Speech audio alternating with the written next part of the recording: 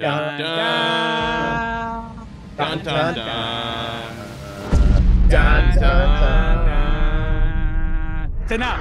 Happy New Year. Goodbye, regular season. After one more weekend, so much hash still to be settled. Divisions, playoff seedings, entire careers. Let's get to spoiling it for you, shall we? Bills at Dolphins. Obviously, a huge one for both teams with the AFC East title on the line. 5 playoff meetings between the two. The Bills have won 4 of those. But what Jim Kelly and Dan Marino did or didn't do is neither here nor there. What should be disconcerting to Miami, the Bills have won the last 3 meetings and 12 of the last 14. Yikes. Time of this recording, Bills are giving 3. Total is 50. You know what? This is about, listen to what I'm about to say. Dolphins 33-31. This is about self-validation, a season long, nay, 2 seasons long. Hench, how say you? Well, I bet the Bills under 10.5 wins, and it looked pretty good a month ago, and I am going to lose. I'm going to lose that bet. This is a hedge, a Hench hedge. Well, the Bills are going to win this game 27-21. The Dolphins have just taken so many sucker punches to the solar plexus in terms of injuries. I said when Jalen Phillips went down, it's like that is a crushing loss. You add Bradley Chubb to that, and then you're going up against Josh Allen without those 2 guys. I just think you can only tread water so long before it starts to matter. And obviously, the Dolphins were leaking in a lot of other places last week against the Ravens, and I just don't see them holding on. I'll be pulling for them, obviously, with my bet, but I think the Bills win it. Very good. By the way, I should mention when you hear 3 car horns, that means we 3 are in agreement. Kevin Hench, Dave Dameshek, and now Eddie Spaghetti. How say you on this game? I'm going Bills 35-30 over the Dolphins. Basically, just what Hench said. Dolphins are just too banged up. And I do think it kind of plays in the back of your mind. Like, you have the playoff berth ready. You clinched. You're not playing for as much if you're the Dolphins, whereas the Bills are really fighting for their playoff lives, so to speak, here. And the shift in the Bills offense that was like Josh Allen hero ball to kind of a more balanced rushing attack, that's really hurt Stephon Diggs. So I like his under 60.5 receiving yards minus 117. He has not eclipsed 50 receiving yards the whole month of December. He's gone under this mark 6 out of the last 7 games. So Diggs has disappeared, but Josh Allen's still playing great. That's why I like the Bills. All right, fair enough. Our ruggedly handsome aggregate of our picks, Brady Lemieux, says it is a must win for the Bills, and the Bills will get it by 3. Bears in Green Bay, big one for the Pack, win, and they're in. The weirdo troll, formerly known as Aaron Rodgers, is talking trash about the Bears. We and Ussin about the Packers. He knows he left Green Bay, right? Funny, too, he asked if it's still a rivalry, if one side always wins. Yes, much like Super Bowl appearances have a 13-year winning streak against you, Aaron. Anywho, Bears +3. Packers got to have a total 44.5. I say the Bears pull the upset 31-30. Hench, how say you? I've been the only thing I've been getting right for the last 6 weeks is the Bears. The Bears have been playing really well, and Justin Fields, I think, has made them reconsider what they're going to do with the number 1 overall draft pick. Obviously he had that spectacular play, an impossible play against the Falcons that I think he's the only guy in the league. I don't even think Lamar makes that play. And they've been playing great, and everything seems to be set up for a precise repeat of what Detroit did to the Packers last year in the final week of the season to deny them the playoff berth. But I just think Jordan Love, he's turned a corner. Watching him pick the Vikings apart, I think he's an excellent quarterback, and I think the Packers win and cover 27-20. Interesting stuff if that comes true based on the year-long narrative around the outgoing QB and the newcomer, relatively speaking. Spaghetti, how say you? I have Green Bay winning 27-23 over the Bears here.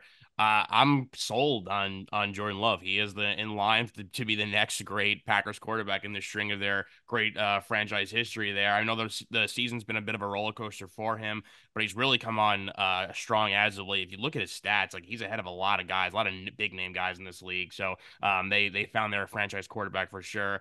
But on the flip side of this game, and this is probably the last time I'm talking about the Chicago Bears in the regular season, obviously, but like this game, if Justin Fields wins this game, it's really going to be really, really hard to move on for him. It's a division game, a rivalry game. They don't have the numbers on this yet because we're recording this on Wednesday to pull back the curtain. But Fields over rush yards. I mean, 6 games this year with 10 plus carries, 6 games over the 50-yard mark for rushing. He's going to play a little bit of hero ball to save his job to stay on the Bears here. So I like the Fields over, but I have the Packers still winning this game. Yeah, good point there from Eddie Spaghetti. By the way, the spreads can move. That's why we're giving you the final score so you can apply that as that number moves around. Speaking of which, Brady Lemieux likes the Packers up to 3, only that high. And a quick look in the rear view mirror to see how we've done 17 weeks through. I'm barely holding on after a lousy week 17 for me. I've got the edge on Hench and Spaghetti by 3. Brady Lemieux running away with this one. He's going to win the regular season title, but that's in the rear view mirror, like I say. Let's look ahead, shall we? Titans at the Jags, 99 AFC title game redo, and some more recent inverted deja vu at work here, too. Week 18, 2 years ago, the visiting Colts were a win away over the division foe, sad sack Jags, for making the playoffs. But as you may recall, Indy QB Carson Wentz was not up for the challenge. Now the Jags are a win over division foe, the sad sack Titans, away from making the playoffs. Jags laying 5.5, total 40 at the time of this recording. I say the Titans win this one. I don't know if you heard Mike Vrabel earlier this week in his press conference. He seems to want to go out with a victory. I say he gets it, 23-21. Hench, how say you? I this Jags team is very hard to figure, and but I took the Panthers last week, and they continued their season-long no-show. So I was burned by that. The Titans are not good. David Tepper says, "Cheers to you." Go ahead. And class act. And the Titans are not good and the Jags are not good, but I think the Jags are less not good than the Titans. I like the Jags 24-13. Spaghetti. Well, there's just so many AFC South teams in this race that the Jags need to win this game. They did, even with CJ Beathard last week. The Titans had a miserable performance in that game. So I just think you're balancing these two teams. If Trevor Lawrence is healthy and playing, they're going to win this game 27-21. However, this is the first time I'm ever giving out a player prop based on a player's contract. DeAndre Hopkins over receptions, again, no numbers on this yet. He had 7 catches last week. That brought him to 68. That was a contract bonus. 75 receptions will net him a cool $500,000. So he needs 7 more catches in this game to get to 75. So I like a lot of targets for DeAndre Hopkins in this one. But again, I still have the Jaguars winning and advancing and winning the AFC South crown. Well, I don't like that noise. Isn't this the year of teams just nakedly screwing guys? You know, Trent Brown for the Patriots, Russell Wilson for the Broncos. Where he may get lifted in the 4th. Like, they just don't want to pay out these bonuses. That's fair, but if Tanning's in this game, he's going to throw to his guy to get him that money. But if they do bench him, that's a terrible look for the Titans. These teams don't mind the terrible look. That's the point. They're like, we don't mind looking terrible. We'll just throw a drink on somebody rather than write a check. Pulling back the curtain on Kevin Hench. He screws with clothes on, apparently, not nakedly. Brady Lemieux says the Jaguars up to 5.5. Jets at Pats. I know these two teams ain't playing for much. In fact, best for New England if they lose. But of course, this could be the last time Bill Belichick stands on the Patriots sideline. Come on, you crusty old soul, Hench. 24 seasons, 6 Lombardis, a few bent rules, and countless sweatshirt sleeves looking for a home. And of course, it's fitting to be playing the Jets, from whom Belichick accepted the head coaching job for roughly 42 seconds before he bailed on that to move up to Foxborough. Hench trivia! You heard about Brady being the 199th pick in 2000. Name one other Patriots draft pick that year. Jermaine Wiggins.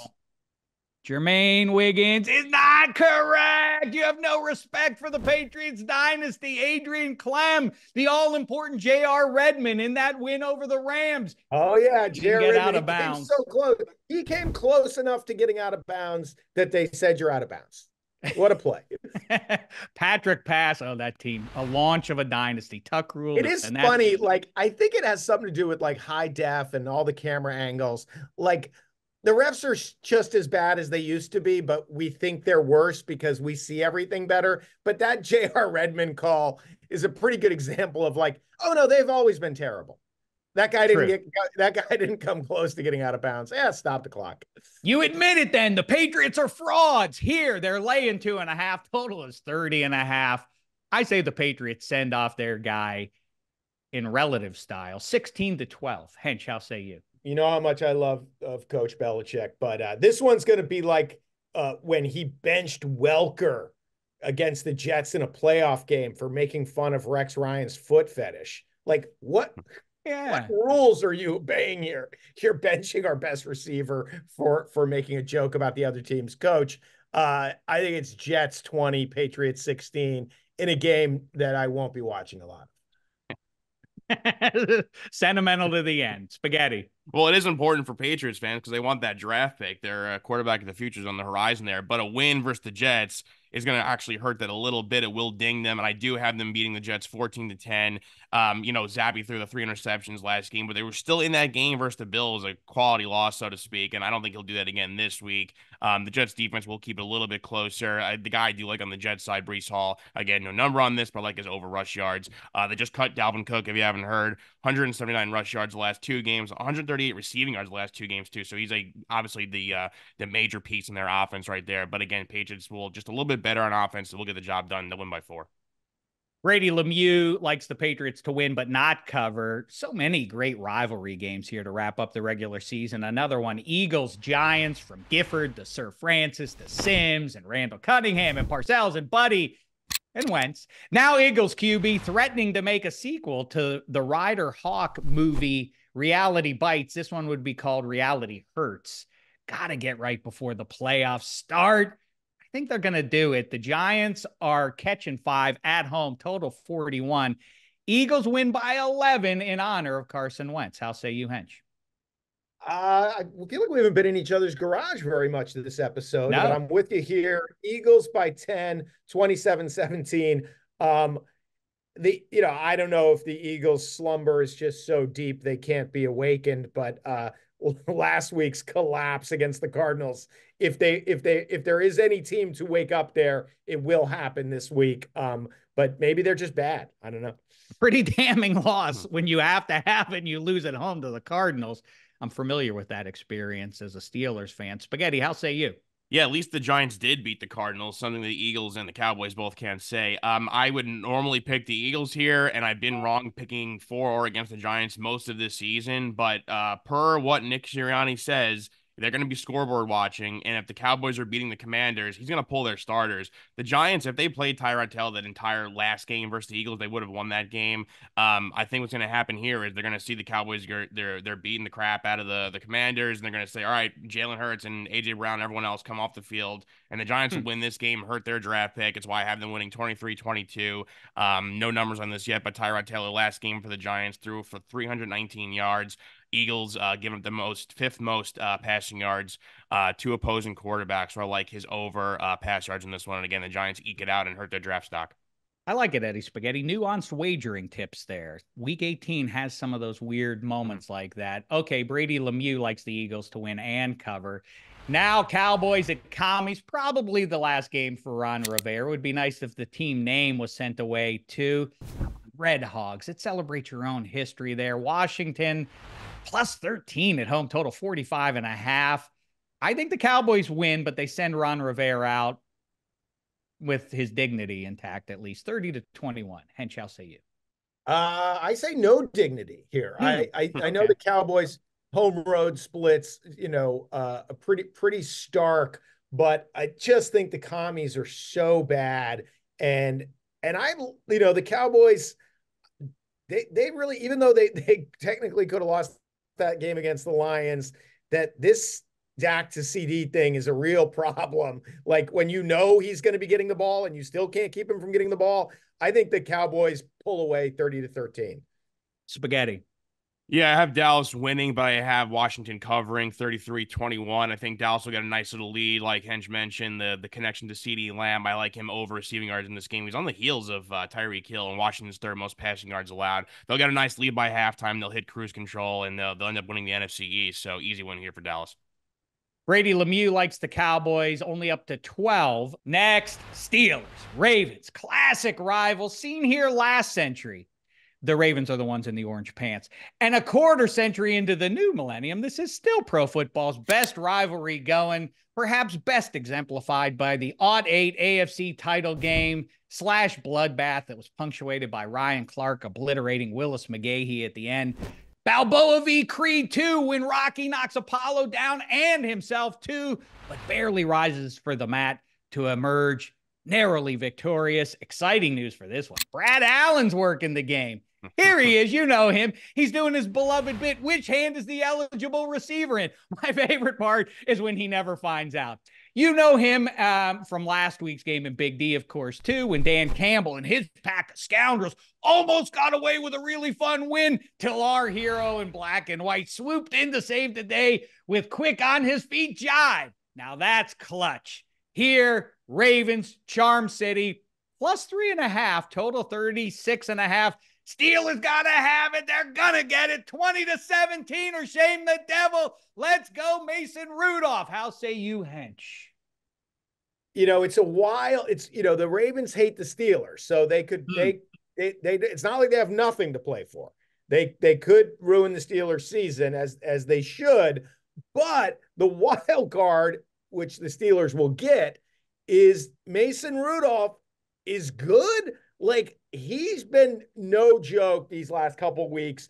And the Steelers, I don't know, is it thunder and lightning, lightning and lightning? Harrison Warren, like, pick your poison. Those guys are just trampling people of a sudden.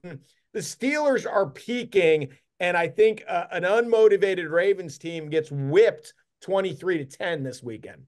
That second seed's going to catch either Josh Allen's Bills or it looks like the hard-charging Steelers. We'll see how that lands. Not a favorable matchup for all the good work over the course of 18 weeks. Spaghetti, how say you? I have the Steelers winning this one 22-17 because Lamar Jackson's not going to play in this game. I know they haven't announced his status as of yet, but there's no reason to play him in this one and risk injury when your team could be Super Bowl bound. Mason Rudolph's been playing great. Najee Harris and Jalen Warren have been playing great. In fact, I love Najee Harris plus 110 to score a touchdown, plus money for a guy, 3 TDs last 2 weeks, 46 carries last 2 games, too. They're really riding him. So Steelers win this game and keep their playoff chances alive. Spaghetti, I like where your head's at there. Hench, you too. Brady Lemieux says Steelers by 6. Quick, Colts, Texans. Let's get it in, Spaghetti. How we doing? 18 minutes, so we got to really speed this up. All right, let's go. It's our Anton Chigurh coin flip game of the week. Texans laying 1.5, total 47.5. I say the Texans complete this glorious story and win it by 5. Hench. I'm the Grinch. I think that it would be such a great story for CJ Stroud to lead the Texans to the playoffs. So naturally it won't happen. And the much lesser story of Gardner Minshew. That's a fun story too. Waddling into the playoffs is what will happen. 23-20 Colts. Spaghetti. 26-23 Texans. CJ Stroud will have a great game. I like his over 1.5 TD passes, minus 111. The game script will force him to keep throwing the ball, and this improbable Texans team will actually make the playoffs. Brady Lemieux likes the Texans by exactly that 1.5. And that's it for this pro football season's regular season. Don't worry, though. We're going to be with you all the way through the postseason, too. We appreciate you watching. Drop us a line. Leave us a comment on YouTube and or Twitter, wherever you're watching. We'll talk to you after the regular season and in front of the wild card round. Until then, thanks so much, football fans. It's been a thin slice of heaven.